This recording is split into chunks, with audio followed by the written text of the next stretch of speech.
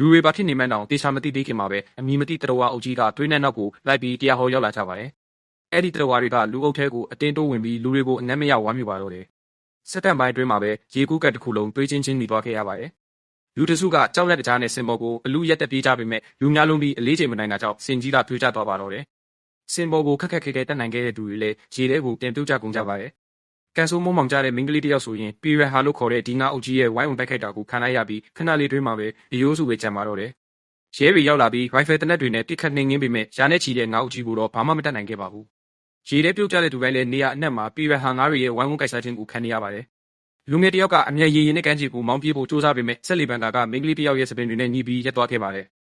အဲ့ဒီမိန်းကလေးခမများနာကျင်လွန်းလို့အော်ဟစ်နေရှာတာပေါ့ဒါပေမဲ့အဲ့ဒီလူငယ်ကအော်တန်ကိုဂယုမဆိုင်ပဲဆက်ကိုအတင်းပြန်နှိုးလိုက်တာကြောင့်မိန်းကလေးရဲ့ဥကောင်းခွန်မှာလန်ထွက်သွားရတဲ့အထိဆိုးဆိုးရွားရွားဖြစ်သွားခဲ့ပါတယ်။အဲ့ဒီနောက်မှာတော့ကြောက်လက်တကြားဖြစ်နေတဲ့လူအုပ်ကြီးကြောင့်ဆက်လီပါမှောက်သွားပါတော့တယ်။အဲ့ဒီလူငယ်လည်းငါးအုပ်ကြီးရဲ့ရန်ကနေမလွတ်မြောက်နိုင်ခဲ့ပါဘူး။တစ်ဖက်မှာလည်းရဲတွေကလူတွေကိုကယ်ထုတ်နိုင်ဖို့အတွက်တွားဆက်တွေနဲ့ငါးတွေကိုကန်တိုက်ခိုက်ပြီးလမ်းဖွင့်ပေးဖို့စူးစမ်းနေကြပါတယ်။ဒါပေမဲ့ကန်ဆိုးချင်တော့ငါးတွေကအရန်ညားလွန်းတာကြောင့်ခဏလေးတွင်းမှာပဲရဲတွေအားလုံးငါးစာဖြစ်ကုန်ကြပါတယ်။